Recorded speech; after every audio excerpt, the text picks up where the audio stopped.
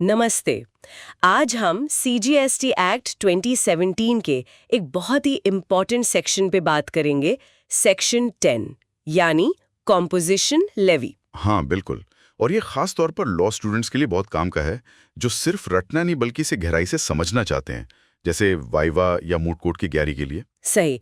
तो हमारा इरादा है सेक्शन 10 को बिल्कुल आसान इंग्लिश में समझना, जैसे कोई सीनियर समझाता है ना। हाँ, हम बेयर एक्ट को ही बेस बनाकर चलेंगे। हाँ, तो सेक्शन 10 ये कॉम्पोजिशन लेवी आखिर है क्या, सिंपल शब्दों में? हाँ बताइए, इसका मतलब क्या है? देखिए, सेक्शन 10(1) बेसिकली एक ऑप्शन देता है टैक्स भरने का एक अलग तरीका।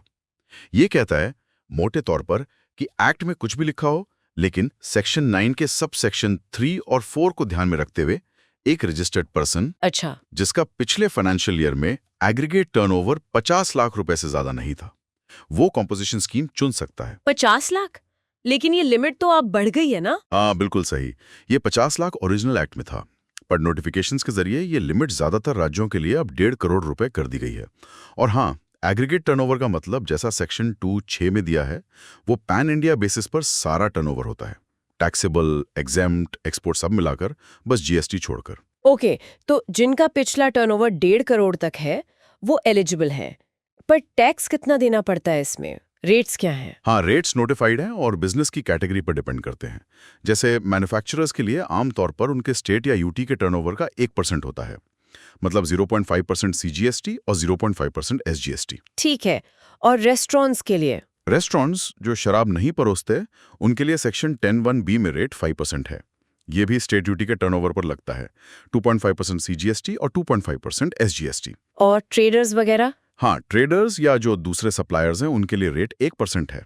लेकिन यहाँ ध्यान देने वाली बात यह है कि यह सिर्फ टैक्सेबल सप्लाईज के टर्नओवर पर लगता है। अच्छा, ये एक इम्पॉर्टेंट डिस्टिंक्शन है।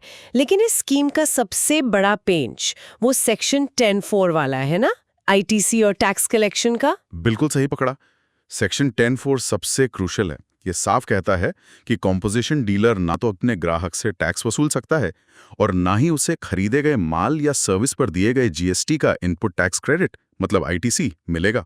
ओ, तो टैक्स रेट कम है पर आईटीसी का बेनिफिट गया। हाँ, और इसलिए उन्हें टैक्स इनवॉइस की जगह बिल ऑफ सप्लाई देना होता है, जैसा रूल 49 में लिखा है। टैक्स अपनी जेब से भरना है। समझ गई। तो अब आते हैं सेक्शन 10(2) पर। कौन लोग हैं जो ये स्कीम नहीं ले सकते? क्या रिस्ट्रिक्शंस हैं? हाँ, सेक्शन 10(2) में कुछ क्लियर कट मनाही है। पहला, जो लोग सर्विसेज सप्लाई करते हैं, हालांकि इसका एक एक्सेप्शन है सेक्शन 10(2)(a) में, उस पर अभी आते हैं। ओके। दूसरा, जो ऐसा सामान बेचते हैं जिसपे जीएसटी लगता ही नहीं, नॉन टैक्सेबल गुड्स, जैसे लिकर फॉर ह्यूमन कंजम्पशन। तीसरा, और ये बहुत जरूरी है, जो इंटरस्टेट आउटवर्ड सप्लाई करते हैं, मतलब अपने राज्य से बाहर माल बेचते हैं, वो बिल्कुल एलिजिबल नहीं है। अच्छा, इंटरस्टेट वाले बाहर हैं। और हाँ, फिर जो लोग किसी ई कॉमर्स ऑपरेटर के थ्रू सप्लाई करते हैं, जिन पर सेक्शन 52 के तहत टीसीएस कटना होता है, वो भी बाहर हैं। और कुछ खास नोटिफाइड गुड्स के मैन्युफैक्चरर, जैसे आइसक्रीम, पान मसाला, तंबाकू प्रोडक्ट्स। और आखिर में कैजुअल टैक्सेबल पर्सन या नॉन रेजिडेंट टैक्सेबल पर्सन भी ये स्कीम नहीं ले सकते। ये इंटरस्टेट सप्लाई वाली रोक क्यों है? क्या सिंप्लिसिटी के लिए? हाँ, काफी हद तक यही वजह है। इंटरस्टेट सप्लाई में फिर वो प्लेस ऑफ सप्लाई रूल्स और राज्यों के बीच टैक्स का बंटवारा, वो सब जटिलताएं आ जाती हैं। कंपोजिशन स्कीम का मकसद ही सरलता है, तो इसे बाहर रखा। ठीक है। और वो सेक्शन 10(2)(a) क्या था जो सर्विसेज के लिए आप बता रहे थे? हाँ, ये 10(2)(a) बाद में आया। ये उन सप्लायर्स के लिए है जो मेनली 10(1) में कवर नहीं होते, खासकर सर्विस प्रोवाइडर्स या मिक्स्ड सप्लायर्स। शर्त ये है कि उनका पिछले साल का एग्रीगेट टर्नओवर 50 लाख से ज्यादा ना हो। अच्छा, इसके लिए लिमिट 50 लाख है। हाँ, और इनके लिए टैक्स रेट 6% है, 3% सीजीएसटी प्लस 3% एसजीएसटी, जो उनके स्टैट्यूट के टर्नओवर पर लगता है। इन पर भी वो 10(2) वाली ज्यादातर शर्तें लागू होती हैं, जैसे इंटरस्टेट सप्लाई नहीं कर सकते, ई कॉमर्स के जरिए नहीं बेच सकते वगैरह। और सेक्शन 10(3) और 10(5) वो क्या कहते हैं? सेक्शन 10(3) सीधा सीधा कहता है कि जैसे ही कोई डीलर एलिजिबिलिटी की शर्तें पूरी करना बंद कर दे, मान लीजिए टर्नओवर लिमिट क्रॉस हो गई, तो उसी दिन से वो स्कीम से बाहर हो जाएगा। Okay, automatic exit. हाँ, और सेक्शन 10(5) एक तरह की वार्निंग है कि अगर कोई इनएलिजिबल होते हुए भी गलत तरीके से स्कीम ले लेता है तो फिर डिपार्टमेंट सेक्शन 73 या 74 के तहत एक्शन लेगा।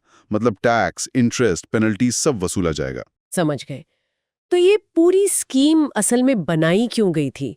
पर्पस क्या था इसका? देखिए, मेन मकसद था छोटे टैक्स पेयर्स, खासकर एमएसएमईज के लिए जीएसटी कंप्लायंस को आसान बनाना। मतलब जो रेगुलर जीएसटी की झंझटें हैं उनसे बचाना। हाँ बिल्कुल। रेगुलर स्कीम में देखिए, हर महीने रिटर्न भरो, एचएसएन कोड के साथ डिटेल इनवॉइस बनाओ, आईटीसी का पूरा हिसाब रखो। ये छोटे बिजनेस के लिए काफी मुश्किल हो सकता है।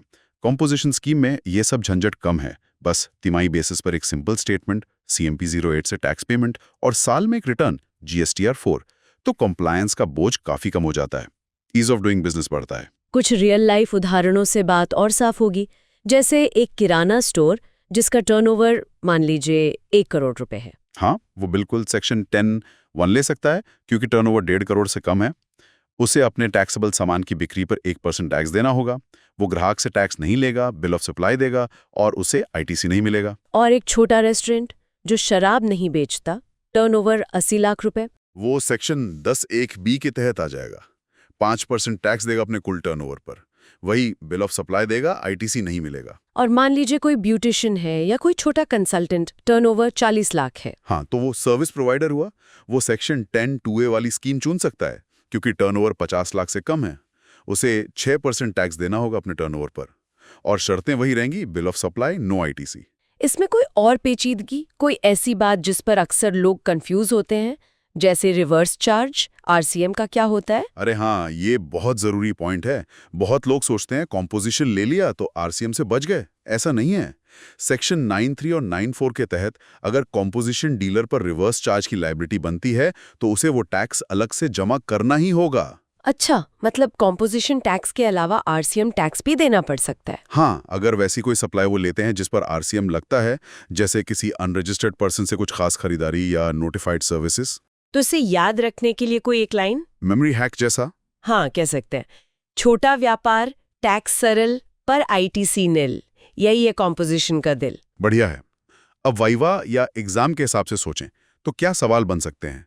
जैसे, क्या इंटरस्टेट सप्लायर कॉम्पोजिशन ले सकता है? इसका जवाब सीधा नहीं है। सेक्शन 10(2) साफ मना करता है। वाइवा में अगर क्यों पूछें तो आप कह सकते हैं कि स्कीम की सिंप्लिसिटी बनाए रखने के लिए और इंटरस्टेट टैक्स की जटिलताओं से बचने के लिए। और अगर पूछें कि गलत तरीके से स्कीम लेने पर क्या होगा, तो आप सेक्शन 10(5) का रेफरेंस देते हुए कहेंगे कि सेक्शन 73 या 74 के प्रोविजंस अप्लाई होंगे, जिनमें टैक्स, इंटरेस्ट और पेनल्टी की रिकवरी होती है। ठीक है। तो आखिर में एक बार रेगुलर और कॉम्पोजिशन स्कीम का मोटा-मोटा फर्क बता दीजिए। बिल्कुल। Regular dealer tax invoice issue करता है, ग्राहक से टैक्स लेता है, आईटीसी क्लेम करता है और बेसिकली वैल्यू एडिशन पर टैक्स देता है। मंथली या क्वार्टरली GSTR 1 और 3 भी फाइल करता है।